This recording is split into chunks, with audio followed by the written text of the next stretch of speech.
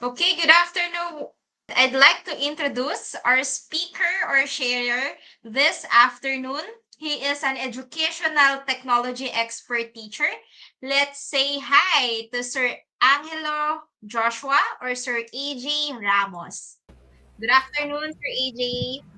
Good afternoon po and good afternoon everyone who are watching our live stream now or this afternoon. Thank you very much for giving me your time and effort in attending our webinar under Mekano Web and Digital Creatives. I hope may matutunan po kayo dito sa ating live streaming or our guide to live streaming with OBS.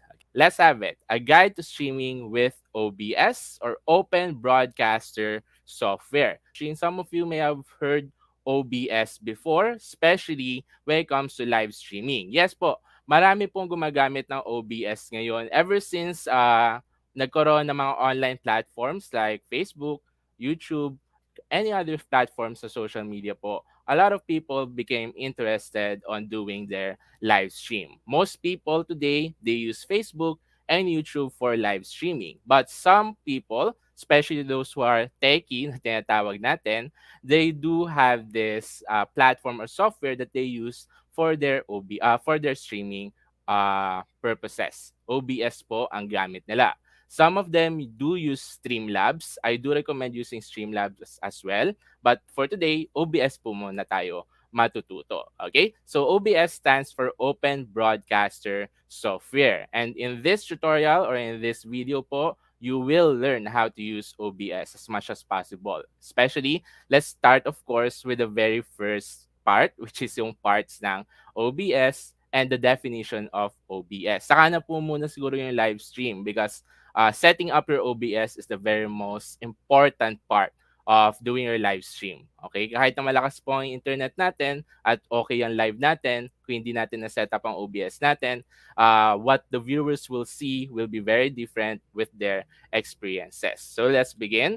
Ito po yung guide natin for our lesson or our discussion for OBS. We have your what is OBS. We have your installing OBS, yung parts of OBS workspace, settings of OBS, so you can see scenes and sources, transitioning from scene to scene, setting up your live stream, and going live. Alright po, so lahat po yan pag-aaralan natin in this tutorial that we have this afternoon. Syempre, isa-isahan muna po natin. Let's go to the very basics first before we proceed with going live. Okay? So with that, what is OBS? Okay, so OBS is an offline video recording and live streaming platform that is compatible with Mac and Windows. So, ang OBS po, hindi lang siya for streaming. It can also be used for video recording. Yes, you heard me right, viewers. Pwede rin po pang video recording ang ating OBS. Actually, video recording feature of OBS is what I teach my fellow teachers in the school I work for. Since we needed video lessons for the pandemic, I taught them how to use OBS in terms of video recording and also live streaming. So, kunyari, meron po tayong mga kailangan mag-record ng video na kailangan ng mga different sources or different scenes, we can use OBS for video recording as well. Sir, pwede po bang sabay-sabay? For example, habang nagla-live streaming po ako is nire-record ko na rin po yung stream ko. Yes, we can do it simultaneously po. Live streaming and video recording as well. Now, aside from that, OBS is an open canvas approach to video creation. When we say open canvas, ito po yung canvas natin or yung ating box, then you just have to edit what the box will look like or the canvas will look like, and whatever the canvas will look like will also appear in the live stream that we have just conducted. Ganun po ang OBS. This is why magandang gamitin po ang OBS for live streaming, especially if you have the equipment like your laptops, your PCs, your cameras and mics. Kung meron po kayong mga ganong gamit, ang ganda pong gamitin ng OBS for live streaming purposes po. So, parang kanina nga po, like I said, if you were going to watch this live stream or if you are watching this live stream, para saan po kaya nyo gagamitin ang OBS streaming na to? Are you going to use it for business or for education? Alright? Next po tayo. Okay, by the way, I would like to show our viewers kung ano nga ba yung mga nagagawa ng OBS natin, because I've been talking about, of course, the usefulness of OBS.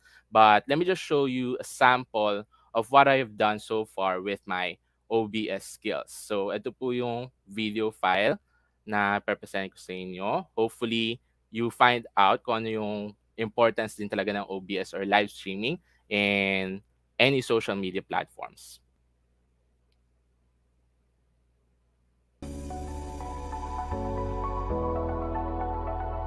Totoo. At check tayo ng kayamanan ng mga sanga. Ito na kasi kung pramulit tumalon, patay na naman. Kahit matapos na ang iyong laban, matutong tanggapin ang pagkapanalo o pagkapatalo ng iba. Matutong tanggapin ang pagkatalo mo o pagkatalo ng iba. Yan. Ang pagkatalo ay nangungulagan. Family. It is the smallest unit of society. Pinakamalit na unit kung may tuturing, ngunit ito ay may pinakamalaking ambag sa ating pang-araw-araw na pamumuhay. For it is a union of people who consistently provide unconditional love, protection, and support. Ayan, partner, mukhang masasarap nga yung kanilang mga products. Kaya live viewers, ano pa ang inihintay nyo? I-mine nyo na! And again, bago kayo mag-mine, may I repeat ang ating official hashtag, ang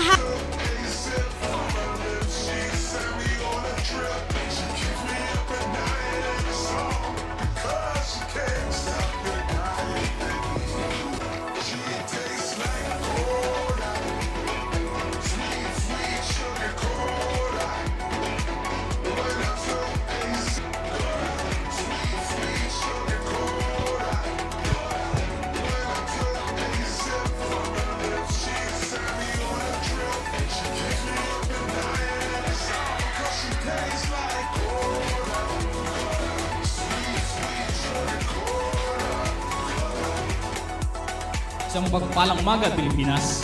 Ito ang inyong tagapagbantay, Juliana Ramos. At inyong agapay, Jerome Rigor. At kayo'y nakikinig sa Balitang GGG.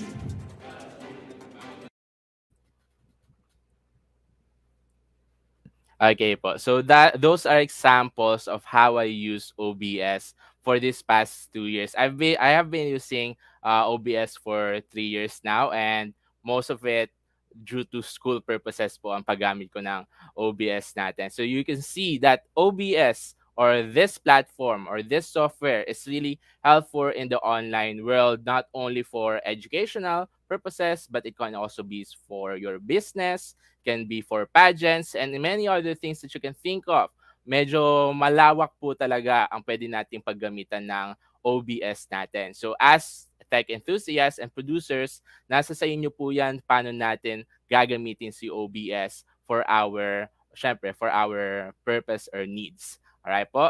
So hopefully you've seen the importance of OBS, and later on, sana po is magamit natin talaga ang OBS for other purposes na nasa isip natin dyan. Alright, so next, so we're done with OBS, we're done with the examples. Proceed tayo with installing OBS. If you're going to question, is OBS free? Yes, OBS is free. Wala po tayong babayaran para ma-install ang OBS at gamitin si OBS. Isa yun sa mga kagandahan ng Open Broadcaster software.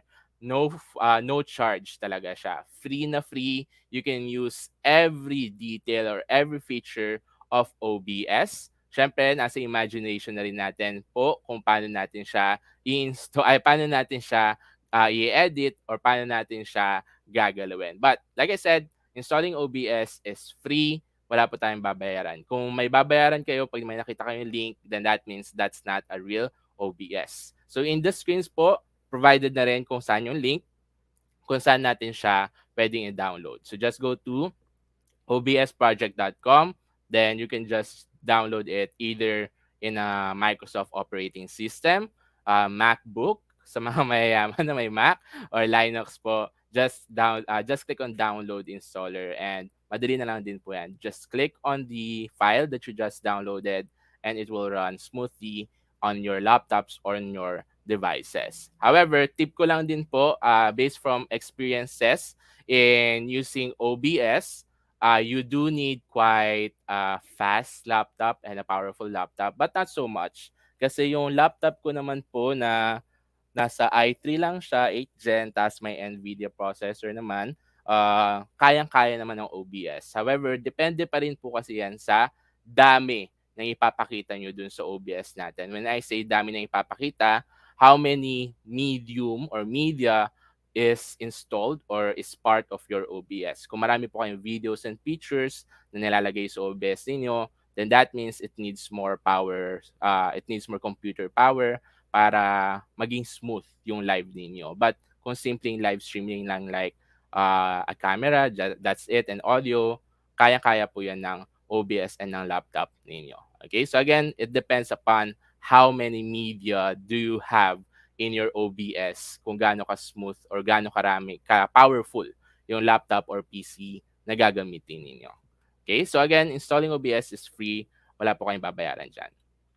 Okay, next, proceed tayo sa parts. Parts muna po tayo ng OBS. So to those who haven't seen OBS yet, yan po, nasa screen po natin kung ano yung mukha ng OBS workspace natin.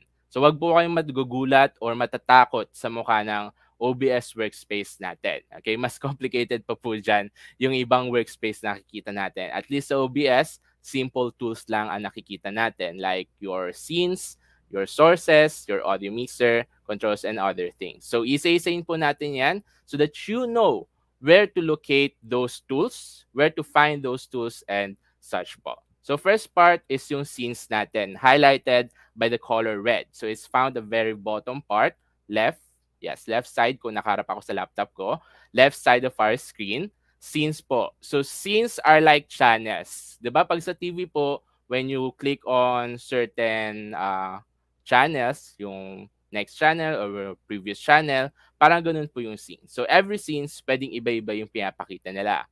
For scene 1, ano yung lalagay mo doon? Normally, ang sequence ko po sa scenes is scene 1, yung waiting screen natin.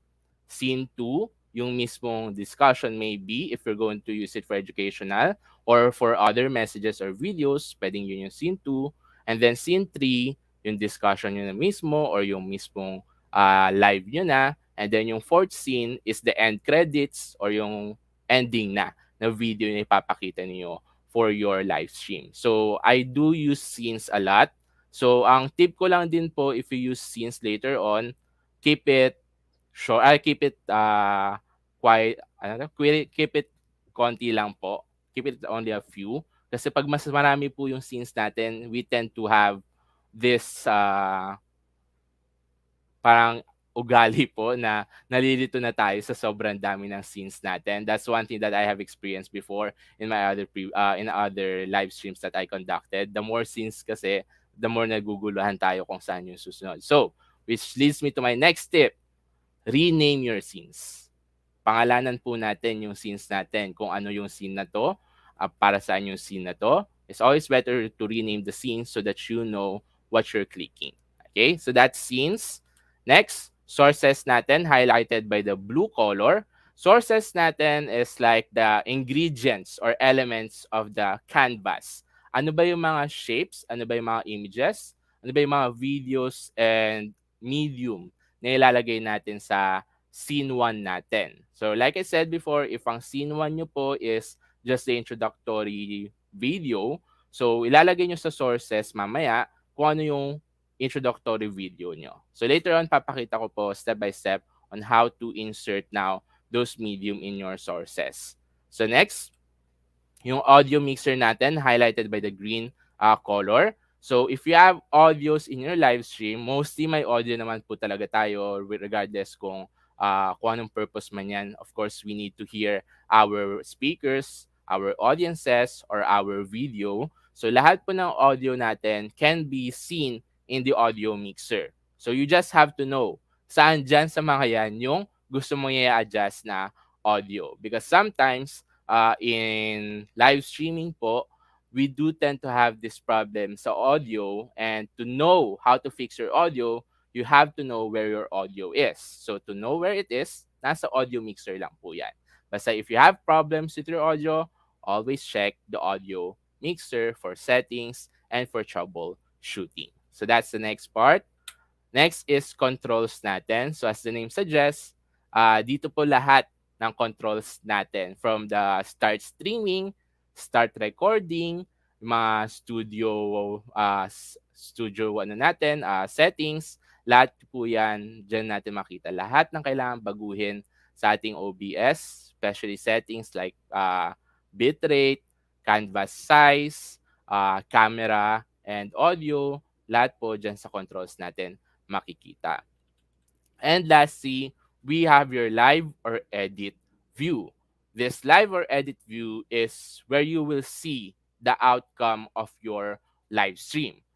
Kung ano po yung nakikita nyo dyan sa screen na yan, sa live and edit view, that will reflect on what is shown in your live stream. Kung may nakikita kayong logo dyan, that means that will also reflect in your live stream in Facebook or in any other platforms. So, lagi nyo pong titignan to. As my tip, lagi po natin tignan yung live or edit view because you tend to know kung ano yung mali pag ito yung titignan ninyo.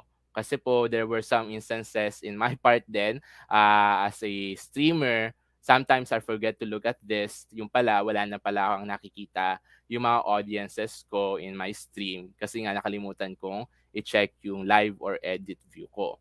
Okay? So usually ito lang po yung five parts na tinitignan natin sa OBS natin. So this is just a simplified look of what an OBS tends to look like. Meron pa po tayong mas complicated na mukha ng OBS, but like I said, this is just a tutorial for now. Easy-easy muna po tayo sa kung ano yung mangyayari or gagamitin natin sa OBS natin. Okay po? Alright. Next, okay, I think mamaya na lang po siguro itong part na to. Doon muna tayo sa mismong OBS mag-start. Okay, so hopefully while we were discussing OBS and its parts, sana po nakapag-install na kayo ng OBS ninyo or in your own devices so that you can explore with me sa kung paano gamitin si OBS. Because we will start now exploring the said platform or said software. Okay, so sabihan nyo lang po if you like to go back to the tutorial or tuloy-tuloy lang po. Okay? Nasaan na ba yung OBS ko? Nawawala na pa. Window. Ayan, okay na. Alright po. So again, this is what the OBS looks like. Ayan po. Basic lang din siya. Parang kanina lang din po nakita natin sa ating presentation. So this is just a blank OBS canvas po. Wala pa tayong nakalagay dyan. So kung black po to, ibig sabihin, wala pa talaga nakikita yung audiences natin sa mga platform natin. So let's start with scenes. So we have your scene 1. So kunyari gagamitin ko po itong scene na to or itong canvas ko, OBS, for an event in school. Sabi na po is, kunyari Foundation Day, mga ganon. So, rename ko muna po yung scene ko. To rename our scenes, we just have to right-click and then rename like this. Then, lagay niyo po is, kunyari, introduction video or screen. Introduction screen. Di ba po pag nanonood tayo minsan ng live stream, meron po yung mga times na matagal yung ano natin, simula ng ating stream. Kasi nagre-ready pa po kasi yung mga streamers natin kapag ganon. Therefore, we have to have an introduction screen. So, meron na tayong scene 1. Kaso, kulay black pa rin yun nandito sa ating canvas. So, ibig sabihin, wala pa rin nakikita yung mga audiences natin. So, paano natin lalagyan ito ngayon ng laman? So, we just have to go to our sources again. Ito po yun, sources. And then, we have to click here yung add symbol or add symbol natin. So, just click on the add symbol. At marami po tayong makikita dito na features or yung mga add na media natin. Hindi ko na po isa-isayin to. Yung ano lang natin, yung mga madalas lang po natin ginagamit ang sasabihin ko sa inyo. So, audio input capture is mostly any microphone po. Microphone na ginagamit ninyo na nakasaksak or nakasaksak po sa PC natin or devices na ginagamitan ng OBS. So for example po, right now I'm using my headphones para magkasalita. So mostly if I click on input, audio input capture, malamang po masasama yan. So for example, let's click on audio input capture. Pwede po natin pangalanan to. For example po, earphones ang ilalagay ko so that we know ano nga ba yung source na ginagalaw natin. So earphones. Then may device tayo. Pili po kayo dyan kung saan nyo kukunin yung audio na yon. So kung ang audio po ay nakasaksak sa microphone to Realtek Audio, you just have to click that and then okay. So kung mapapansin nyo po, when I added earphones or yung sa sources natin na audio input capture, nagkaroon po tayo ng laman dito sa audio mixer. And if you can see on the screen as well, yung ating earphones po na audio, gumagalaw po. If gumagalaw po yan, meaning it can pick up the audio that you are actually saying right now. Mahalaga po to sa mga viewers natin. If you're always using audio in your platforms, it's always good to look at the audio mixer if gumagalaw po yung ating levels. Because if that's not moving, then meaning it's not picking up audio. Isa po yun sa mga pagkakamali minsan ng mga beginner natin na streamers. They always forget to check if the audio level is moving. Kaya nagtataka sila minsan, bakit wala narinig na audio? That's because you're not looking at the audio level before you start your live stream. So, lagi po tayo magma-mic test. Okay, mic test bago po mag-live stream. Okay? So, that's audio input. So, if you're asking me, Sir AJ, pwede po ba magkaroon ng audio input na more than 2 or more than 1, more than 3?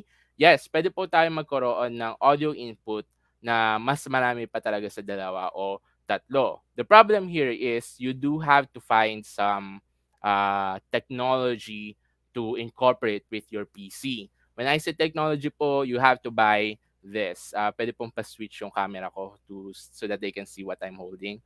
Wala po ang ano eh. Okay. So, if you can see my camera, yung live stream, yung camera ko ngayon, this is usually what we have pagdating sa mga live streaming natin. Itong audio mixer na tawag natin. So, you have to have this type of audio mixer. Not only this audio mixer, kailangan po yung USB siya. Yung pwede siya for PC and for PC and laptop. May iba po kasi silang mukha. Nasaan ba yung niya? Cable niya. Ayan. Ito ba yun? May iba po kasing cable ang talaga, USB na audio mixer. So, kailangan po USB talaga yung dulo niya na isasaksak nyo rin sa PC ninyo yung laptop so that you have more audios to input in your PC or laptop. Yun po. Ito po yung kailangan ninyo. Okay? Hindi po sa nag-endorse ako, pero sa Lazada ko po kasi binili to. So, total may 11-11 naman po. To those who are interested to further develop their skills on live streaming and to have more audio in their arsenal, yan po, you can buy this online para dun sa mas maraming live streaming audio na pwedeng gamitin. And po. So, this is an audio mixer po. Okay? Thank you very much po. So, yun po. So, if you want more audio, more microphone, you have to buy the audio mixer for your OBS. Okay, so that's audio pa lang po yun audio pa lang. So next, so we're now okay with the audio, maririnig na tayo, kaso wala pa rin nakikita yung mga audiences natin. Wala pa rin sila nakikita, may naririnig na sila, pero wala pa silang nakikita. So kunyari, lagyan muna po natin ng, color source muna. Color source is like putting color on your screen. So, pwedeng white, pwedeng different colors. You just have to choose kung anong mukha ng or kung anong color ang gagamitin nyo for your live stream. So, if you choose yellow, if you choose red, yan, pwede po tayong pumili ng kung anong color ang gusto natin. Normally, I use color for just a background, parang konting border lang, like this, ganyan lang siya. Tapos minsan, lalagyan ko na siya ng overlay na video ko, ganon. So, that's how we use color source. Pwede rin po kasi na gawing baba lang yan. Kunyari, dyan nakikita yung text. Let's say, for example, sige, i-edit ko lang po saglit. Sorry po kasi may OCD ako pagdating minsan sa design or layouting na ganito eh. Aha. Ayaw magumana yung ano ko. Okay. Stretch the screen natin. And baba natin siya. Okay. So, minsan ginagawa ko lang po is nasa baba yan o nasa gilid ko. Dito ko po nilalagay usually yung text ko that I'd like our audiences to see. So, total magpapasko naman po. Siguro lagay natin Merry Christmas or kaya Happy New Year na lang. Happy New Year lagay natin. So, next is, how do we input text in our sources? So, meron po tayong option dito na text or GDI+. I'm not sure what GDI means, but text po ang hanapin natin if we want to input text in our OBS. Just click on text, and tapos lagyan natin ng pangalan para hindi tayo nalilito sa kung ano yung nilalagay natin. And then, okay. So, paano natin lalagay ng text ngayon? We just put the text here. May nakalagay po sa baba, under Arial or yung font style is yung text natin. So, just put here, New Year celebration. Sabihin natin, kahit matagal pa. New Year celebration. As you can see po, when we edit our text, makikita na rin natin siya sa likod natin. Ayan po, New Year celebration. So, hindi pa festive. Dahil maarte po ako at OCD ako sa design. Ayoko pa yung font style natin. Palitan natin yung font style natin. Let's have here our select font. So, select font po natin. Now, yung fonts po na nakikita nyo dito, nakadepende po yan sa kung ano yung mga fonts na naka-install sa PC ninyo. So, if you're like me who edits a lot of layouts, marami po akong font na ginagamit outside Microsoft na ini-install ko rin sa mga devices ko. So, kung ano po yung naka-install sa device nyo or sa laptop or PC ninyo na fonts, yun din po yung makikita nyong fonts dito. So, just click on the font that you want. For example, nasa na yung ginagamit ko. Kunyari po, yan, yung subscriber regular na font. Yan po. So, that's how we change the font style and add text dun sa ating sources na. Okay? So, next, kung gusto nyo palitan yung color, pwede rin po. Lahat po yan nandito lang sa ating text or yes, text properties na tinatawag. Then, background color. Yan. Marami po tayong mga options dito for our text. Okay? So, for example, yan na. Yan na muna po. Click na natin si OK. If you're done with this, okay na natin siya. And then, we can now move this freely in our screen. Just like this one. So, yan po. So, with this, so far, may na-add na tayo na audio. May na-add na tayo ng color source. May na-add na rin tayong text sa ating sources. So, yan pa lang po ang ilalagay natin. Pero, meron pa tayong color block sa gilid. Pwede ba natin lagyan ng konting photo man lang or background of sorts para hindi naman black lang yung nakikita ng audiences natin? Pwede po. We still have here more add media. So ano bang gusto nyong i-add? We still have here media source. We still have here VLC, video source, and video capture device. So let's say static photo lang talaga. Photo lang gusto natin ilagay. To add photo, we can just click on image here. So image po, any JPEG, PNG, any image file formats that you have, pwede po natin i-click sa image. So let's click on image. Let's say title ng image is background. Then okay natin. Then lalabas itong properties for background, image file. Then browse lang po natin. Once we click on browse, mag-o-open po sa device natin yung window, yung Windows natin. Hanapin nyo lang po sa devices ninyo kung anong background na gagamitin ninyo for the background or for the scene that we have. Hanap lang po ako saglit kasi hindi ko makita kung ano yung pwede kong sample na gamitin. Ito na lang. Okay. For example, ito lang. Ganyan na lang. Masyado maliwanag but still, we're going to use it for example. Okay. So once you have your photo with you, your image for background, sinasabi natin, may mali po. As you can see, pag in-stretch po natin itong ating background, natatakpan na po yung ating color source kanina at saka yung font style niya or yung font natin, your text. So how do we solve this problem? Sa mga familiar po sa Photoshop, sa mga familiar sa Adobe Photoshop po, you are familiar with layers. Okay? Kung familiar po kayo sa layers, syempre kung sino yung sa pinakababa, siya yung pinakauna, kumbaga, pinakababa na page, kunyari. Okay? So, ganun din po kasi sa sources. Kung sino yung nasa pinakataas ng sources natin, siya yung pinaka-unang-una talaga na ipapakita. Okay? So, para po mabalik to sa likod at hindi matakpan yung New Year celebration, we just simply have to rearrange our sources. Kung si background ay background, syempre, dapat nasa pinakadulo siya or pinakababa siya ng ating sources. So, for example po, okay, look at the sources part po ulit. Look at the sources of our screen. Click on background, yung ating photo, and then simply click or hold, click and hold, drag nyo hanggang sa makarating siya sa baba, like so, and then release. So pag na place niyo na po siya sa pinakababa ng ating sources, hindi na siya na hindi niya natatatakpan yung New Year celebration natin and yung ating color source. So that is how we sequence our sources based on, of course, sino yung mauuna makikita ng ating mga viewers online. So simply yun pa lang po ang sources natin.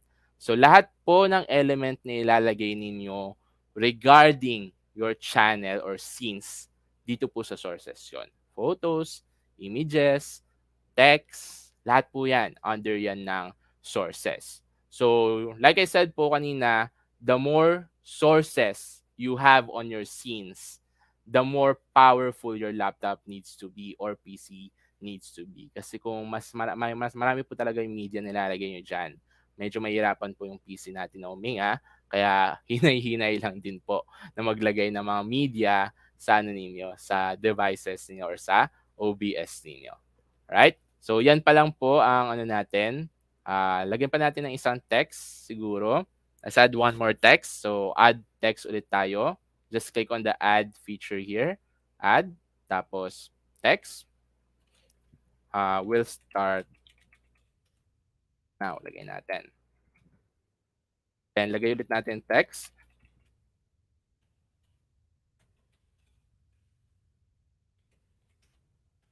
Yan. We'll start now. Lagyan natin ng konting pa-effect. Kunyari, outline, kahit di naman kailangan. Ayan.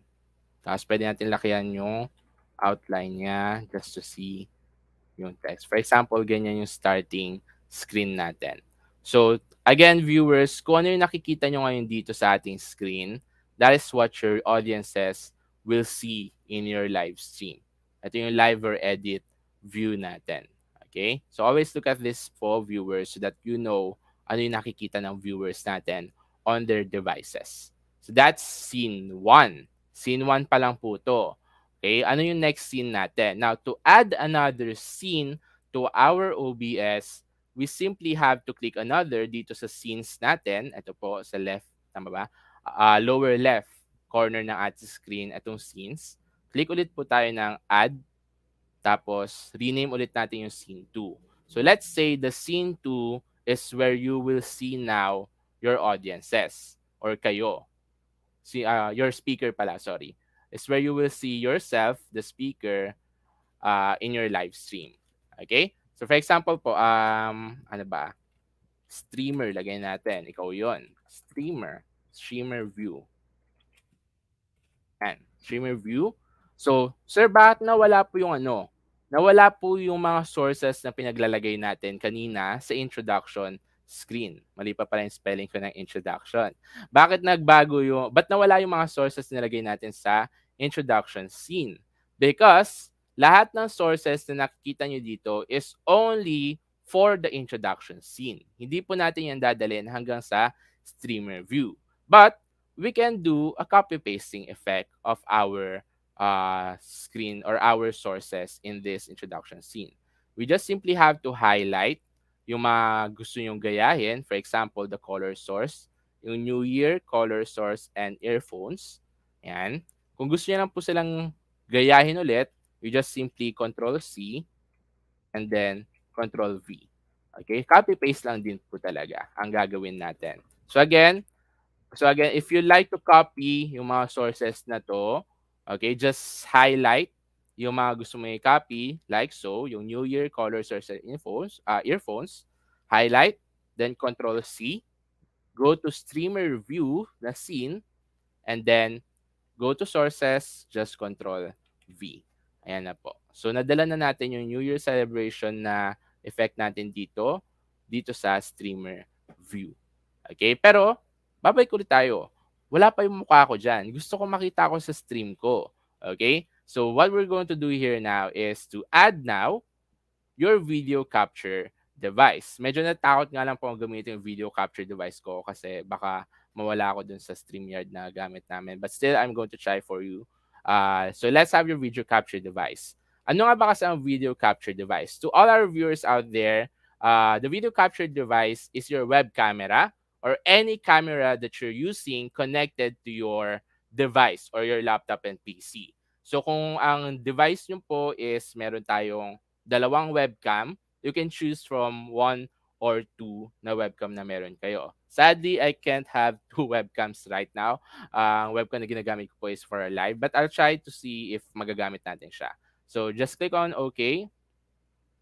And then you can just add the camera na meron doon sa device niyo. So let me try if magagamit ko siya dito. I think not. Hindi ko siya pwedeng gamitin kasi I'm using it in the other stream. Wait lang po. Off-cam. Try kong i-off-cam yung sa isa. Tapos try kong i-gamitin to. Ayan. Hindi talaga pwede. Okay. Wait lang po. Try natin maghanap ng ibang solution dyan. Madali lang yan. Okay. So, with this, ito yung problema nga lang po. If you're using your webcam in another platform, in another platform po, hindi nyo magagamit din sa OBS. So, if you want to have a multi-camera, syempre, bili po kayo ng iba pang webcam na gagamitin. So, sadly, I can't use this right now. Alright? So, yun po yung video capture device. Wait po, I think I can do some changes here. Let's see kung magagamit ko yung isang webcam na meron ako. But later na siguro po. So again, this is your video capture device. So anything na kailangan ninyo na ma-view, basta meron po kayong webcam in your PC, you just click on video capture device. Okay, next. So we're done with this. Window capture naman po tayo. So for example, you have your presentation in your PC na gusto mong makita ng mga live viewers mo. Pwede po natin yan ilagay sa OBS. We just have to open the window that we want our audiences to see. For example, your presentation, your PowerPoint presentation. Open nyo lang po yun. Then of course, i-live view ninyo or yung slideshow presentation ninyo. And then go back to OBS. I-add po ulit natin siya sa sources. Click on window capture. Ayan. And then okay. Lalabas po itong window. So anything na nakikita nyo or any window na naka-open po sa ating mga devices like ito, yung gamit kong PC ngayon, lalabas po dito sa ating window capture properties. So like I said, PowerPoint po ang gusto ko ipakita sa inyo. So let's click on PowerPoint. Capture method can be automatic or Windows 10. And then okay.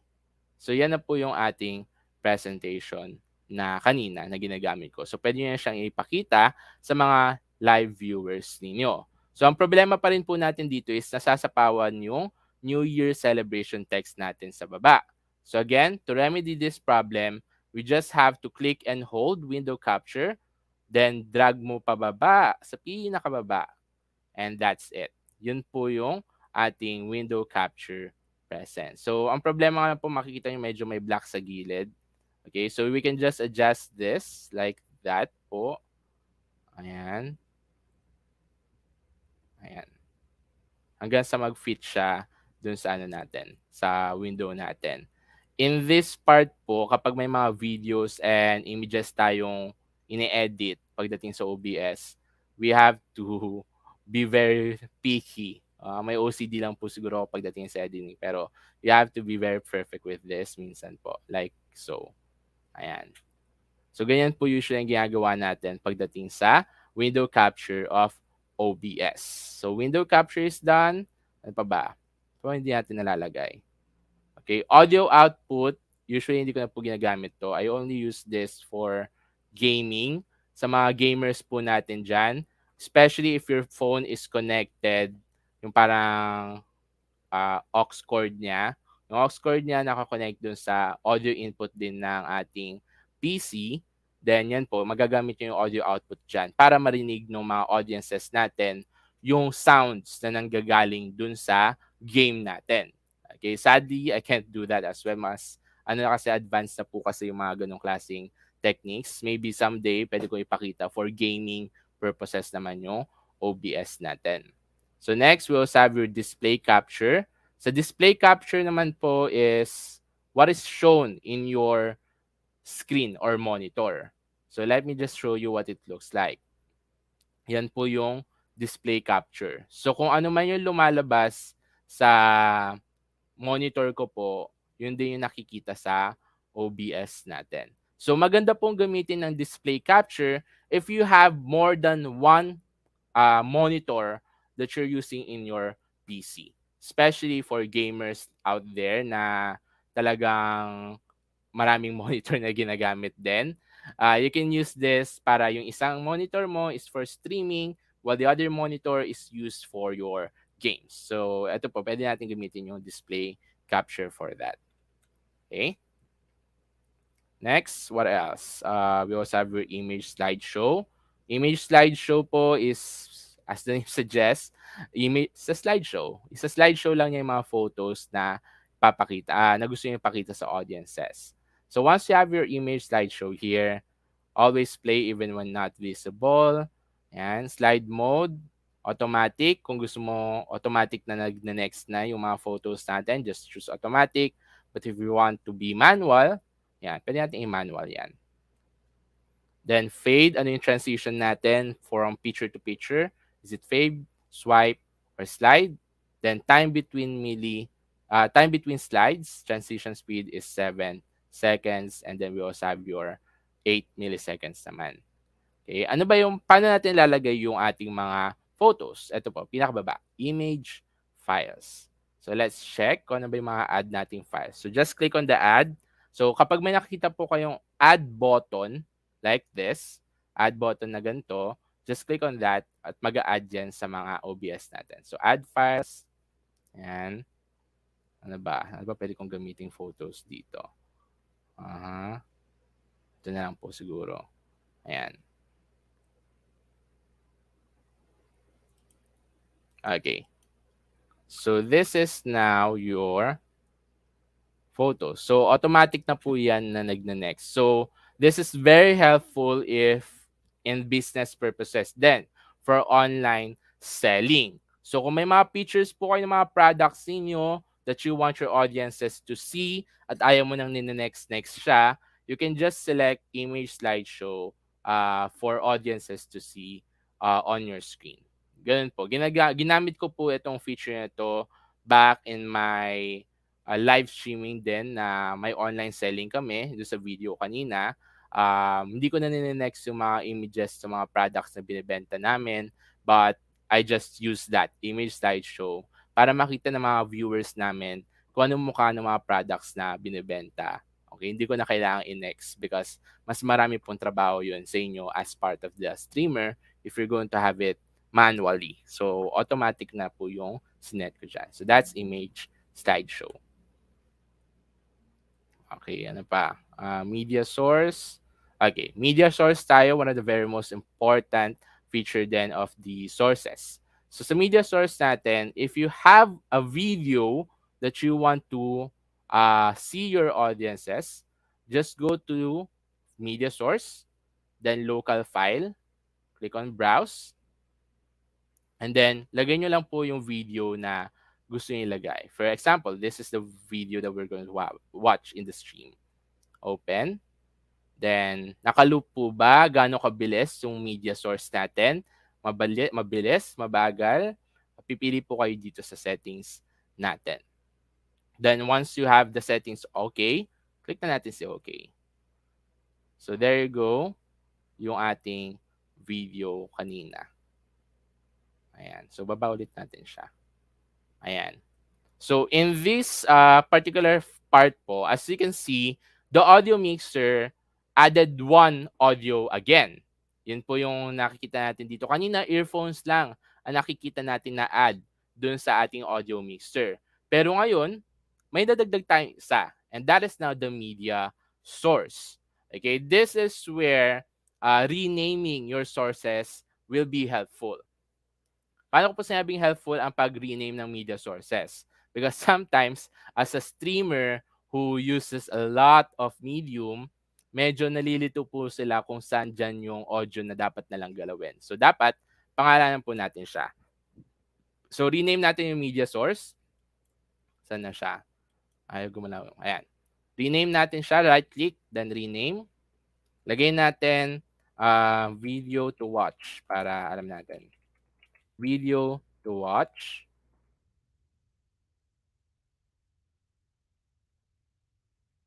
Then, makikita nyo po, once we have renamed now your sources, in the left side, in the right side pala, in the right side, in the audio mixer, nagbago na rin yung ating audio name. So, pwede na natin galawin to. Alam mo na ay, masyado malakas yung video to watch. So, ang gagawin kong audio sa audio mixer is yung video to watch. So, we can now adjust the volume here in the audio mixer. Kung gusto mo mas malakas, itodo mo to. Pero kung gusto mong wala talaga, syempre bababa mo siya. Hanggang sa wala ka na nakikitang gumagalaw na audio level in the audio mixer. Ang naririnig na lang is your earphones. That is the purpose of audio mixer and the tip of renaming your sources so that you know what you're actually selecting in your sources. So yan po yung natin, audio mixer natin. That's the purpose of having audio mixers. Pero kung meron po kayo kanina yung sinabi kong audio mixer na sinesetup, mas madali pong galawin doon ang audio mixers or audios natin. Kasi pwede natin galawin directly talaga sa source. But pwede rin naman po dito, especially if you don't have your own audio mixers. So that is how we add media on your devices or on your scenes. So yan po yung sources natin. So again, let's add another scene for our OBS. So add scene tayo. Scene 3 na tayo. Doon tayo sa ending. Let's click on ending. And again, nawala na yung sources natin. So let's go back to the different scenes that we have just placed a while ago. So meron tayong introduction scene. Check. Streamer view. Check na rin siya. Ayan. Saan na siya? Ayan. Check. And then yung ending natin. So, ano nga ba pwede natin ilagay sa ending? Happily ever after po ba? Parang sa mga stories natin. Are we going to put happily ever after? Okay, so nasa sa inyo po talaga yon. Ano nga ba yung mga laman ng scenes natin? So, like I said, tip that I like to tell everyone, to those who are watching, as much as possible, wag masyadong maraming scenes so that you won't be confused on what scene you will be selecting for your viewers to see. Kasi dati po, when we were having our live streaming in our school, there were a lot of scenes that I placed in my device or in my OBS. There were instances na maling scene po yun na napapanood ng mga viewers because I forgot what I renamed my scene. So, wag niyo pong gagawin yung pagkakamali ko. Learn from my mistakes, kumbaga. Alright? So, that's scenes. So, ano nga ba yung sources natin? Okay, wait lang po. Tatry ko yung isang camera na in-add ko ngayon lang. Kung gagana siya. Hopefully, gumana. Pero if hindi, sad. Wala. Hindi siya gumagana. Okay po. By the way, if you have any questions, just put it in our chat box or in our comment area po para babasahin natin yan mamaya, and I'll try my very best to answer your questions. Not an expert po pagdating sa OBS, but with my experiences, I can try to answer your questions about OBS. Wala pa rin. Ayan, ayaw talaga yung webcam ko. Okay? So let's have our ending. Ano ba yung pwede nating ending? So again, let's go back to what we learned a while ago. Let's go to media source. Add tayo ngayon ng pwede nating, or image na lang pala.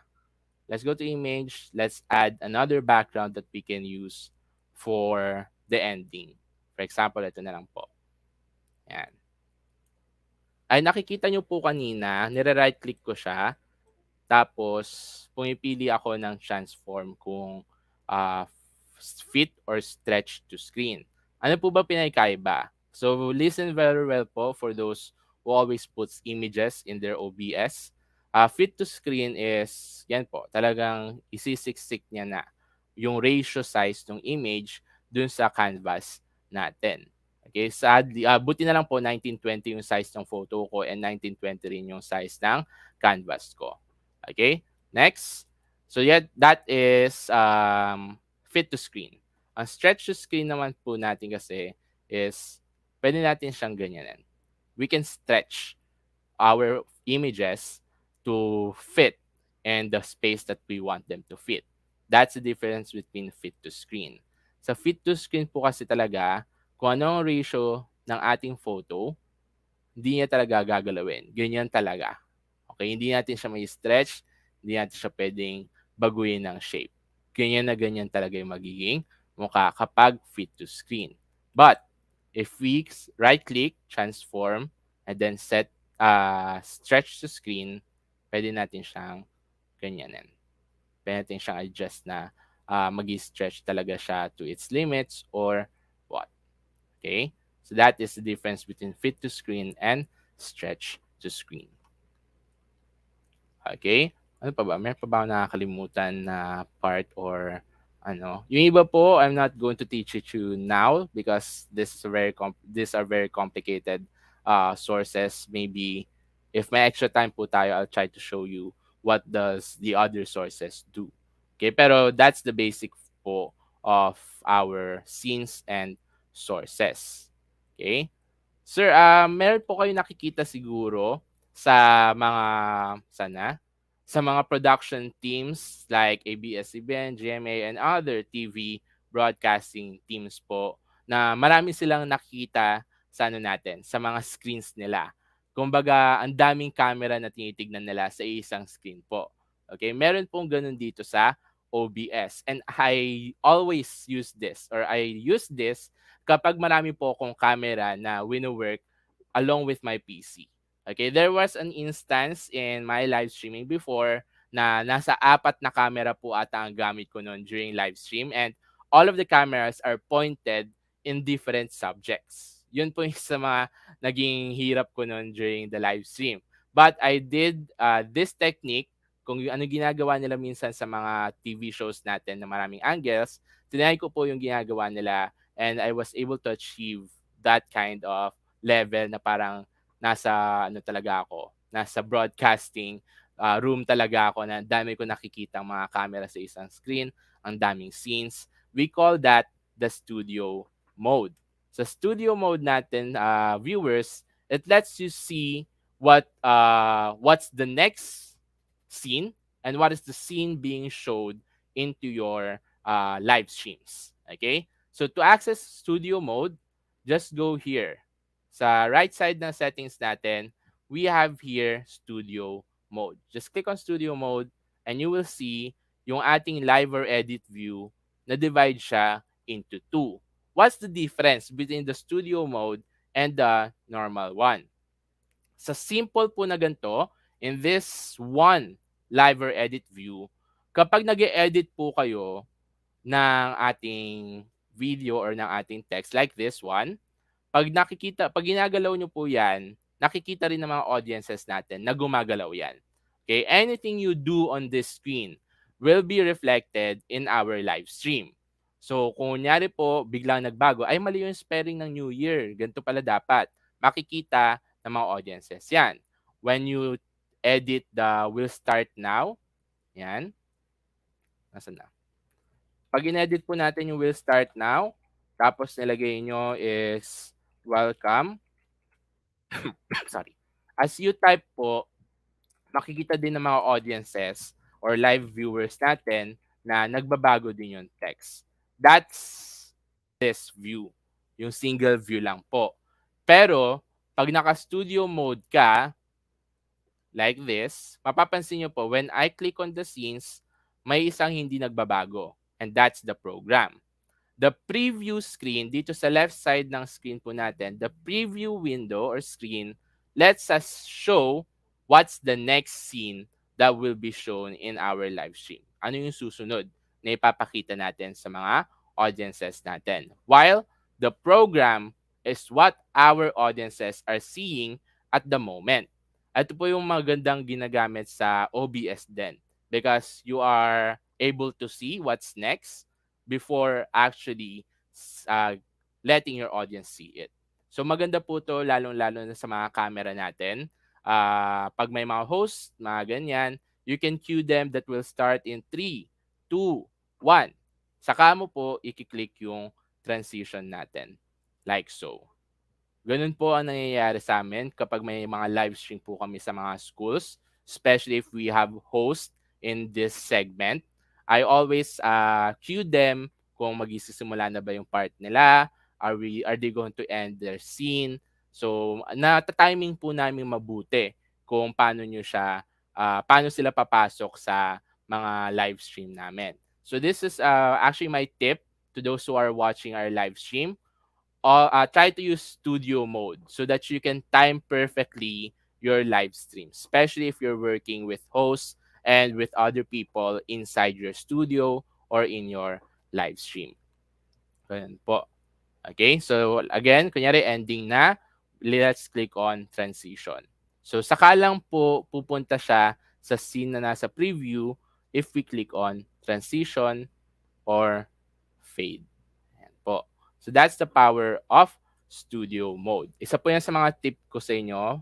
Hopefully you do apply these tips kasi nakakatulong po siya for a smoother live performance or live setup. Okay? Meron pa po eh. Nasaan na ba yun? Nakalimutan ko saan ko siya makikita eh. Ayan po. Next is yung multi-view natin. Multi-view full screen, maganda rin po siya kapag may dalawa kayong monitor or 2 or more monitors. Sana lang po mayaman tayong lahat para meron tayong ganyang karaming monitor sa PC natin. But, we can always choose the multi-view window. Kaya ito po yung nakikita natin sa mga TV shows natin minsan. Okay? Ayan po. Ito po yung nakikita natin sa mga TV shows na marami silang mga angles na nakikita. So as you can see, lahat po ng scenes natin in the OBS is seen in the multi-view window. Okay? Anything or everything na nandun sa ating scenes will be seen or will be reflected in the multi-view window. Ito po, ginamit ko siya.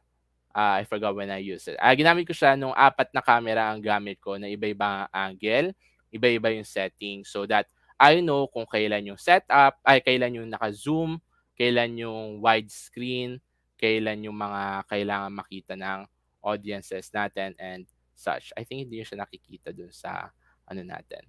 Let me try if you can see it. Asan na siya? Kasi ibang ano po siya eh. Ibang setting po siya dito. Display capture tayo. Ayan, asan na? Display capture.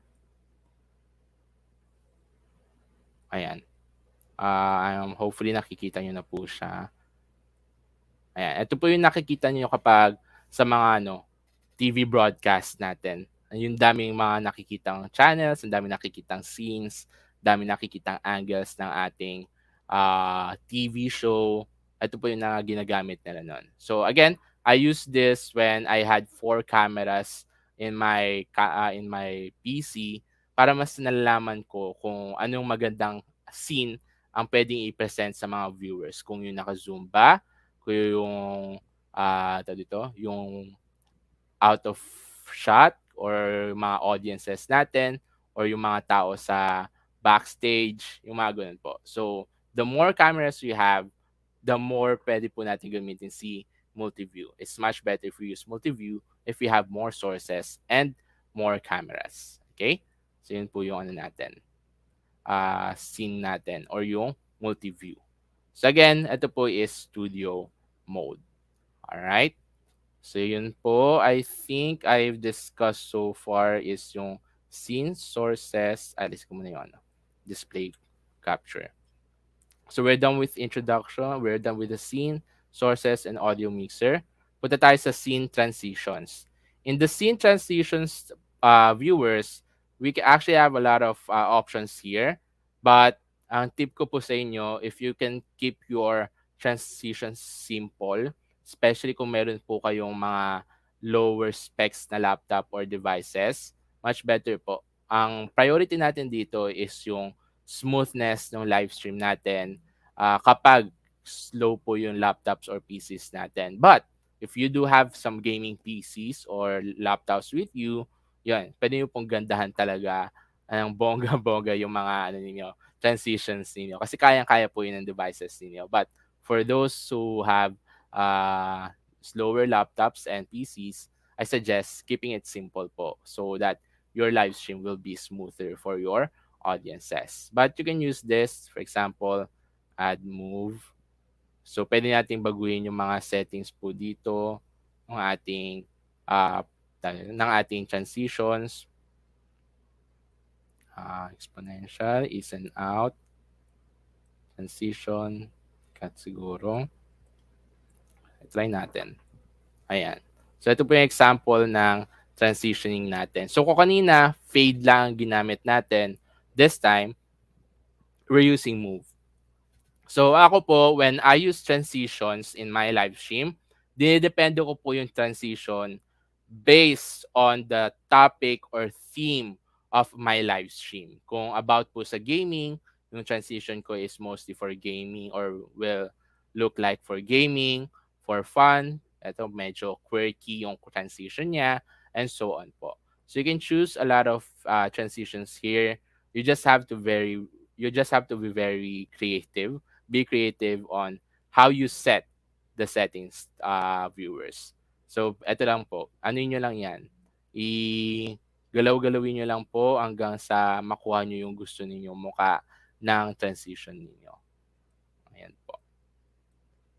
Okay? So, that is transitions. So, like I said po, please try to keep your transitions simple as much as you can para iwas lag din po sa mga devices natin. There was one time in my experience, I created a transition on Adobe Premiere Pro. I created the transition in Adobe Premiere Pro and I used it in my OBS. Turns out, maganda. Maganda po yung transition. Ang problema nga lang, sa tuwing gagamitin ko po yung transition na yon in between scenes, nagkakaroon po ng lag problem dun sa live stream due to how strong or how heavy the video was or the transition was. So, minsan ko lang na din po siya nagagamit back then. Pero after that, I tried using simpler transitions because ang pinapanood naman po talaga natin sa mga live stream is the content, not the transitions. Kaya make it simple po as much as you can. Okay? So, yun po yung tip ko about transitions here in OBS. Okay? Ano pa po ba? Yung yung video capture po sana para mapakita ko sa inyo. Kaso, ayaw po gumana ng ng isang camera ko. Let's get last one. Dahil makulit po ako, susubukan ko po talaga para sa inyo. Okay. Mukhang ayaw talaga. Ayaw ko pagbigyan ng isang camera ko. Ayaw nga talaga. Okay po. So next is, so we're done setting up our live stream. Meron na siyang mga scenes, meron na siyang mga sources na makikita ng ating mga viewers. May audio na rin siya. And next is yung ating background music. Yun pala yung wala po tayo. So let's go to ending scene. Let's add a background music. Now, in adding songs or adding ano ba? Adding songs and adding audio in your OBS or in any streams for that matter. May isa po tayong laging kaagaw or kaaway sa paglalagay ng mga audio sa ating streams. Ewan ko lang po kung alam niyo, but if you do know that problem or yung kaaway po natin pag naglalagay tayo ng mga audio or music sa ating live stream, sino po or ano yun? Ano yung nagiging problem natin? So sa mga may alam, palagay po sa comment section natin or yes, comment section natin yung sagot. Ano yung lagi nating kaaway kapag naglalagay tayo ng music or ng audio sa ating mga live stream, especially in Facebook and YouTube. Kasi sila yung madalas kong nakakaaway dahil sa paglalagay ng music. Okay? So, if your answer starts with letter C, malapit nyo na po makuha because the answer here is copyright purposes po natin. Siyempre, mabuti po tayo mga citizens. So, we, YouTube and Facebook do have this copyright problems po or copyright uh, rules. Okay, yung copyright rules po natin, of course, we are not allowed to use audios and music that is not ours. So be careful po or be mindful on what audio will you put in your live stream, especially Facebook and YouTube. Because if you do put audios there, for example po, yung mga music ni Megan Trainor, Charlie Puth, mga ganyan po.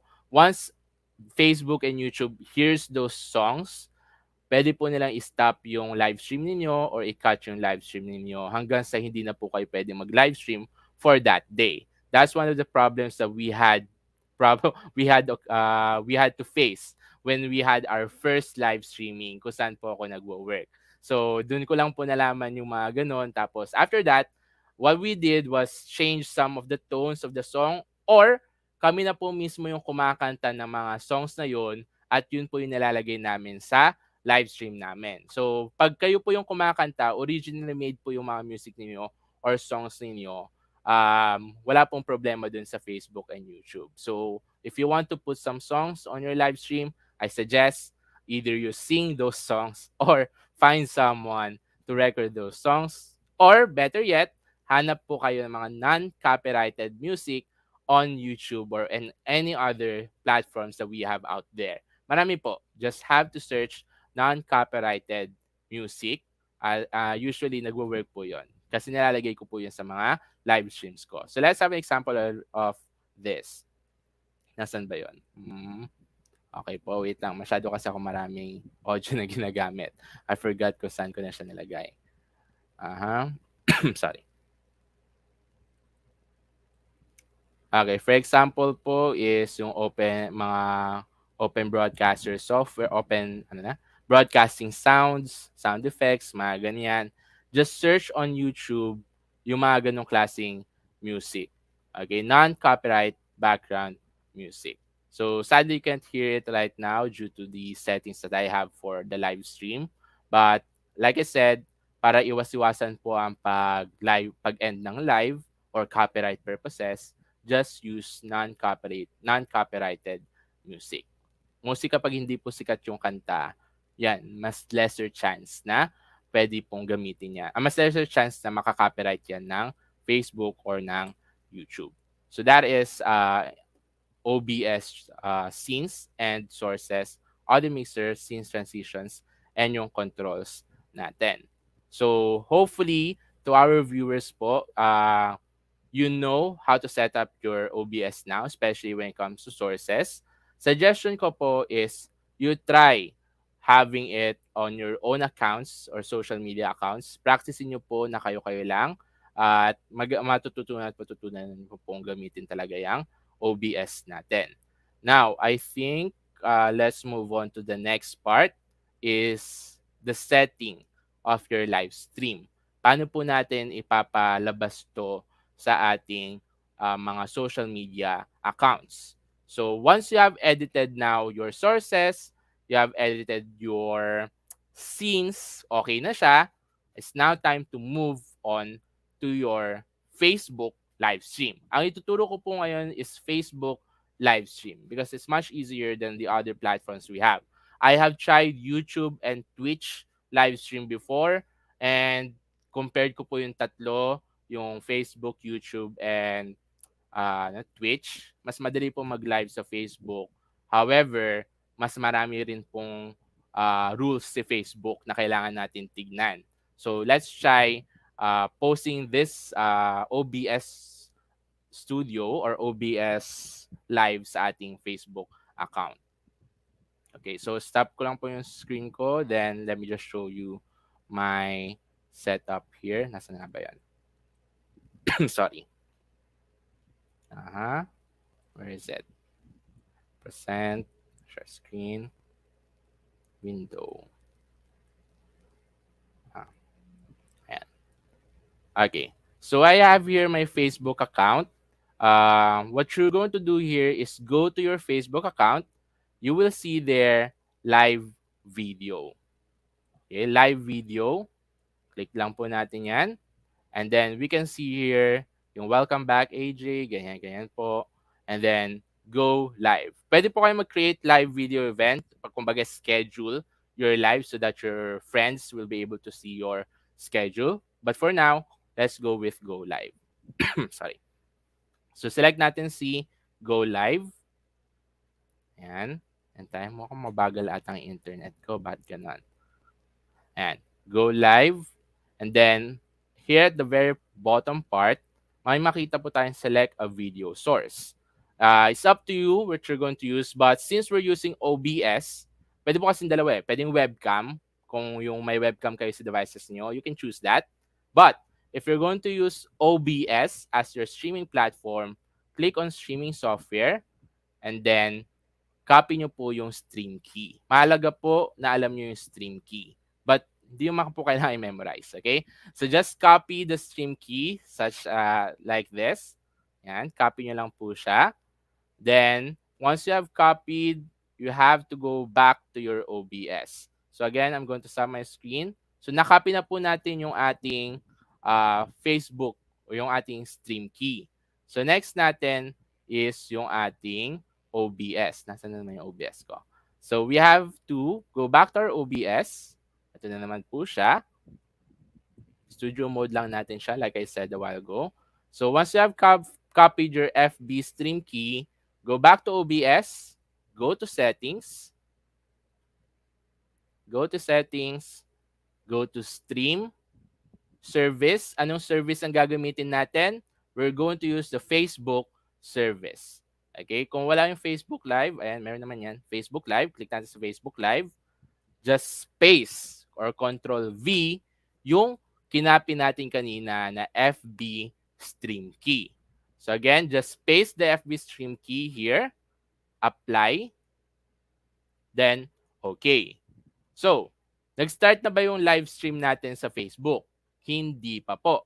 We have not yet started our live stream on Facebook. Because, kailangan po muna natin i-click yung start streaming sa ating OBS. Okay? So, kailangan po i-start yung or i-click niyo yung start streaming before the live stream in our Facebook begins. Yun po yung nakakalimutan ng ibang streamer minsan, especially when using OBS. Akala nila naka-live na sila, yung pa pala, hindi pa nag-start. Okay. Next, so iyan na natin siya. Start streaming na natin siya. As we can see, connecting yung nakalagay. And you can see at the very bottom part of our OBS, there will be a live time here. Tapos, yung ating internet connection, yung color green, nakikita natin sa bottom. To our streamers, you have to look at that color if nag-green siya or yellow. Because if that is constantly changing, either the internet is very slow or talagang hindi kaya ng internet natin yung stream natin. That's why you have to check if your internet is actually high or low before you have your live stream. Because minsan doon po tayo nagkakaproblema na kampante tayo minsan na malakas internet natin, pero yung pala hindi. So always have a trial first. Okay, at least an hour trial before ka mag-live stream ng totoo po. Okay, yun yung tip ko po when it comes to live streaming. Next, So, naka-live na ba talaga tayo sa Facebook? Okay, not really. Hindi pa po talaga. Kasi, babalik ulit tayo sa ating Facebook page. Ayan, balik tayo sa Facebook page natin. Live producer. Ayan. So, makita niyo po, meron na dito yung ating live stream. Ayan, ano na siya. Naka-live na siya. Lagyan natin ng title. OBS trial. Okay, hindi pa po yan naka-live sa Taong Bayan kasi i-click pa lang natin si Go Live. So once you have it, mukhang okay naman siya. Gumagana naman yung OBS natin so far. So once all of it is done, click on Go Live. And live video is starting, sabi niya. So let's just have to wait for it. And there you go. So you're now live, sabi ni Facebook. Ayan, connecting live video. Ayan, naka-live na po tayo ngayon sa Facebook account natin. That is now how we conduct Facebook Lives using OBS platforms. Okay? So, as you can see po, balik tayo sa OBS natin. Balik tayo sa OBS. OBS. Papalit tayo ng screen. OBS. Saan na siya? Ayan. So, going back to our OBS, pag ganito po yung nangyayari sa ating screen, so we have your preview and program. So, again, just to recap, program po is what your audiences are seeing right now in your stream, while the preview is the next scene that you want your audiences to see. So, again, click natin yung second or stream review natin, and then, nakikita natin na ito yung mga next na scene natin. At para magpunta yan sa program, we need to click on a transition such as this one. Ayan. Pwede natin gawin yan or we can add this. Click natin and there you go. Our program, our preview is now our program. So ito na po yung nakikita ngayon ng mga audiences natin. Yun nandito sa program. And then, go now to our ending. Ayan. So in our ending, we just have to click again another feature or another transition such as this one para ito na yung nakikita ng mga audiences natin in our live stream. Okay, so ang tip ko naman po when it comes to this is, again, check your sources. Kung gusto mo may nagsasalita pa rito, make sure to check your sources and audio mixer. Parang ito po yung nakikita natin ngayon. Wala tayong nakikitang gumagalaw na audio level sa audio mixer natin. That means we have not inserted any audio input in our OBS. So be mindful po. Not unlike in the streamer view, we have your earphones. You also have your videos to watch or video to watch. So that is how we use now OBS and Facebook together. Alright po. I think there's still one more. Yun, naalala ko na yung isa pang tip ko po. Okay, so I think we can end our live stream for now. Itong live streaming natin sa Facebook. Okay, nasa ba yan? I forgot kung paano ko i-ano siya. Okay, to end your live stream, just go back to the controls and then click on Stop Streaming. And Stop Streaming.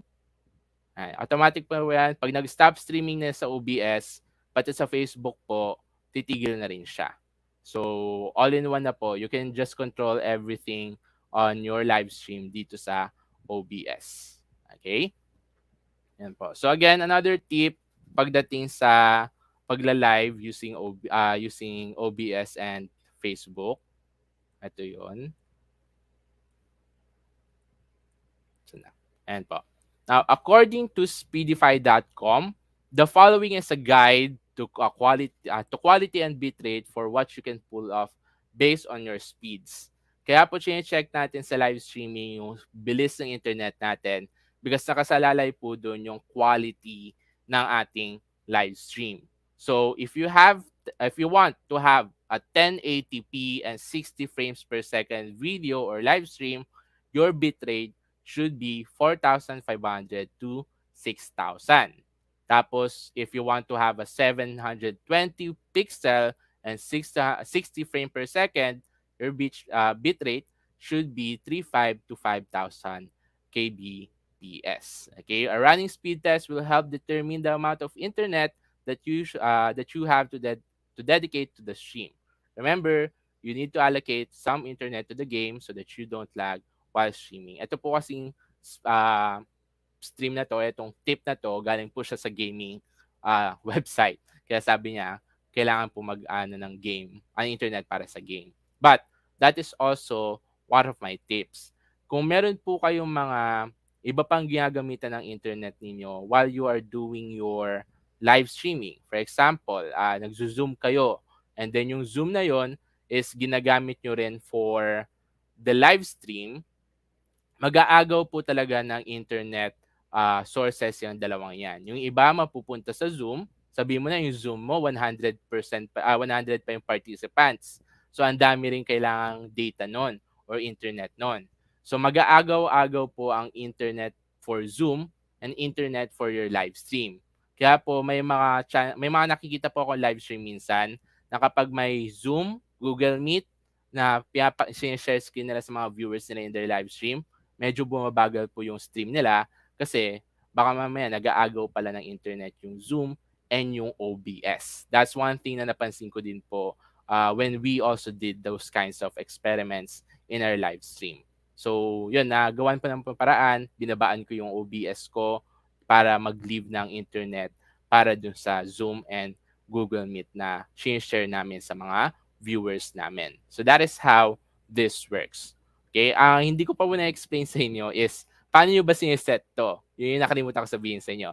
How do you set now this, yung mga frames per second natin?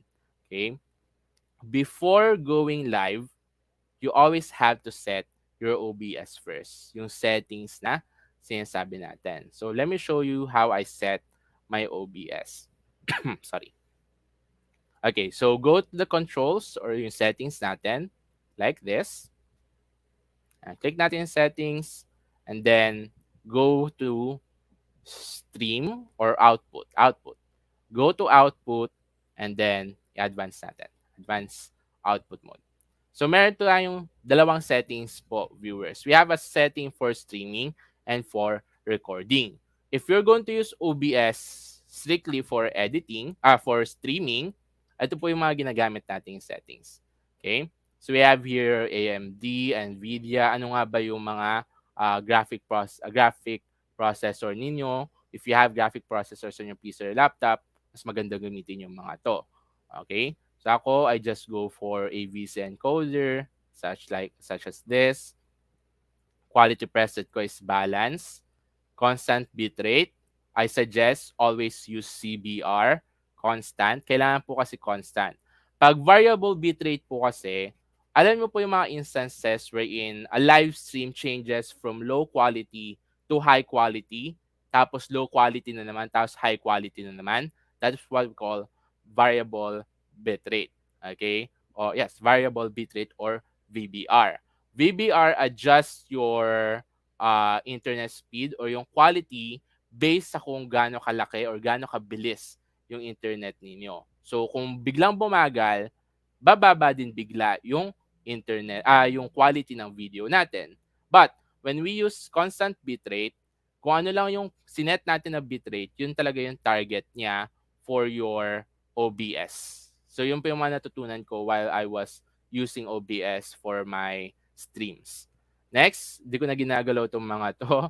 Target bitrate natin. So again, if we want certain qualities, kunyari 720 lang. Ang gusto ko kasi, consider din po natin yung mga walang wifi na viewers natin, kung data lang. So hanggang 720 lang po ang siniset ko para sa mga viewers ko. Kasi baka mamaya maubos yung data nila dahil nga malaki yung quality ng stream ko. So I just set either 2.5 to 3.5 na quality.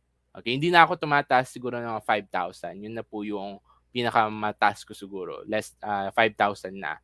Okay? Hindi rin po ako bumababa ng 1.5. 2.5 to 5,000 lang ang siniset ko for my viewers. And then next is keyframe interval. Is always an advice na i-set yan to 2. 2 or 1. Yun lang. 2 or 1 lang po. Ito, view mode, basic na lang po. Ayan. Kasi kapag in-advance nyo po yan, meron na pong mga ganyan na hindi na rin maintindihan. So, kung marami po kayong marunong alam sa technology, I suggest using advanced. Pero kung mga basic lang po like bitrate ang papakailaman natin, just use the basic one. Okay na po yan. Okay? Ganun din sa recording natin. Yan. Sorry. Just choose ano yung recording format, kung MP4, MOV, yan po. So, yan po yung pag ano natin. Now, to apply the changes, we just have to click apply at the very bottom and then okay. Then yun na po. So, sa next stream ninyo, ma-apply na po yung mga settings na pinaglalagay natin kanina. And for recording, I forgot kung yung recording part natin. And for the recording part, sa controls po natin, sa baba ng start streaming, may start recording siya. So just click on start recording like so. Sana siya. Medyo matagal nga lang po ng konti. Ayan. Once you have your start recording, mapapansin nyo po nagre-record siya sa baba. Ayan, dito nakalagay recording, tapos may red na mark sa pinakababa. So just check that kung talagang gumagalaw yan at nagre-record talaga. Because we sometimes forget na nagre-record pa pala siya. Minsan magugulat ka na lang na, ay, meron pala akong recording ng stream ko kagabi. So check nyo lang po yan. Once you have stop recording, ang i-record po pala niya yung nasa program natin, hindi yung nasa preview, but yung nasa program ang nire-record niya. So once you have stopped the recording, hanapin natin siya sa files natin. Saan ko ba siya makikita? Ayan, nakita ko na. Okay. Once you have stopped your recording, usually, may isa lang po siyang pupuntahan. Yung sa videos ng PC natin. Or ng PC natin. So stop ko lang po. Let me just show you where to find that one. Ayan, videos. So nasa videos po siya. Naka-name siya na kung anong date mo siya na record. So ito po siya. Ayan, play natin.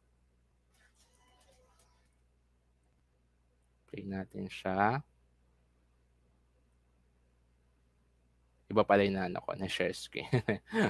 Wait po, sorry. Saan na siya? Windows. So, ito na po yung video na na-record natin under OBS. Okay? So, as you can see, nakadepende rin po kasi sa quality ng videos natin or media natin sa OBS kung gaano kalinaw yung yung video natin. At saka sa settings din natin ng OBS. The higher the bitrate, the higher the quality our recording would be. However, the higher the quality, the higher the file size will be. Kung isa-set nyo po is 5,000 kbs, or yes, yung bits natin, yung bitrate, kung 5,000 bitrate ang nalagay ninyo, mas malaki po yung file size ng recorded video ninyo. So, ito po yung suggestion ko sa mga teachers na tinuruan ko na ng OBS dati.